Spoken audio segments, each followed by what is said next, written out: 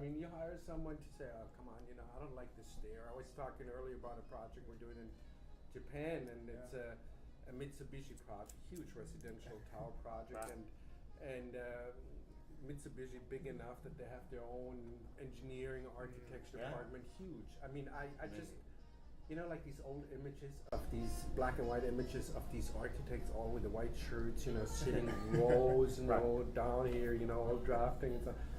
So I picture that at Mitsubishi, and somehow they designed these residential buildings, very efficient, very to code, whatever.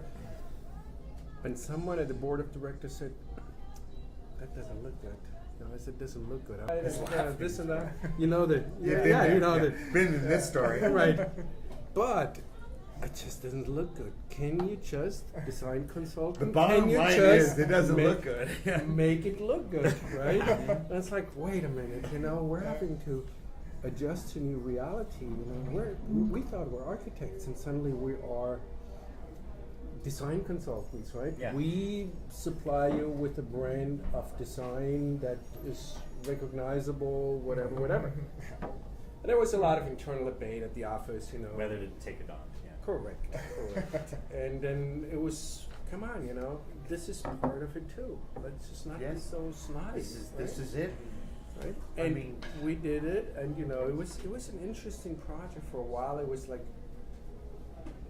the ugly kid or the we don't want to touch it.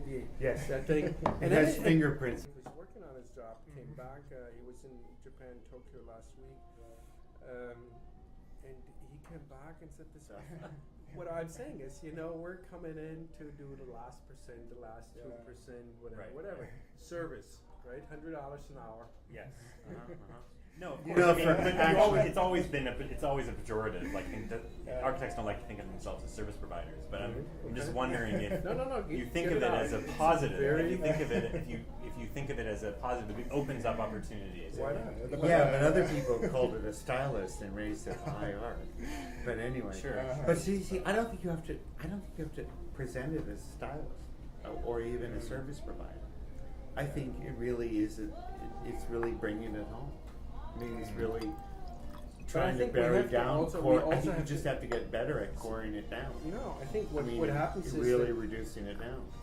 What happens in the process, and I was amazed when I came to New York to learn that the big commercial firms like SRM or KPF, they're being hired to design the building, right? Which means the shell and maybe the core and coordinated structure and so on.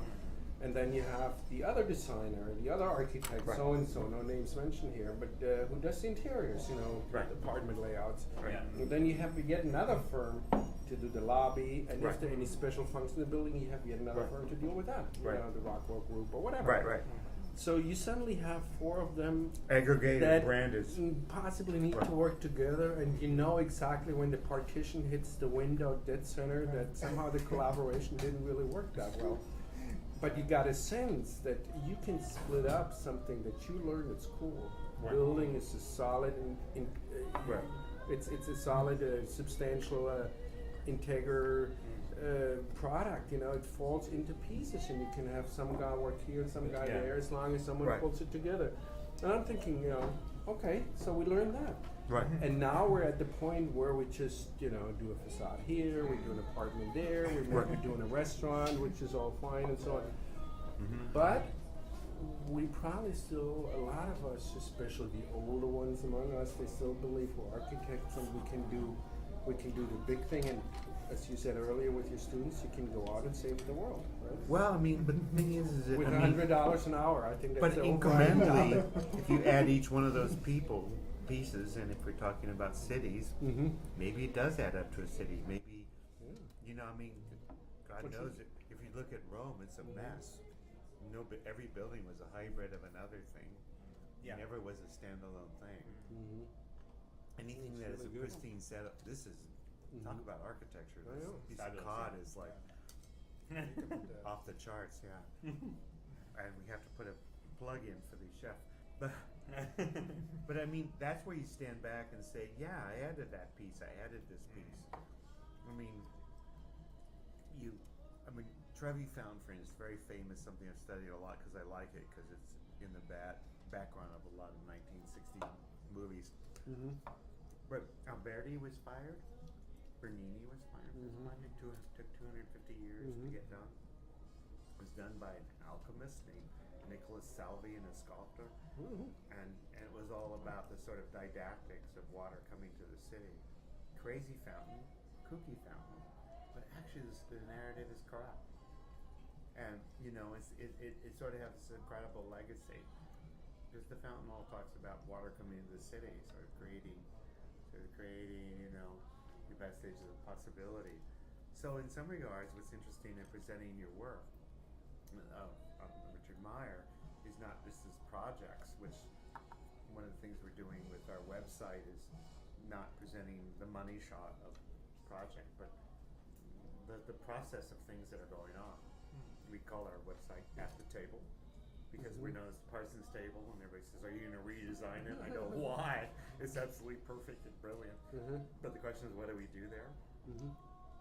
So imagine aggregating all these insertions that Meyer Associates have done across the world. I mean, think about it. I mean, without the High Museum in Atlanta, and at that time, that was very radical. Small insertion, little addition. It just shifted the conversation a bit. And somebody said, you know, success is more like baseball. It's like hitting 248. And I went, my God, that's only, you know, 1 out of 5 pitches. I went, yeah, that's like huge success. So I mean, that notion of changing the city, which I hopefully, what our agenda is in architecture, and making places for live. So it's a complete different representation of architecture rather than my object, say Bilbao, or because I don't think Frank Gehry said I'm going to say Bilbao. You know, I'm doing these things. I know Frank well enough to know he doesn't think that. So I think it's a complete different representation of architecture and what it does as a mechanism to, you know,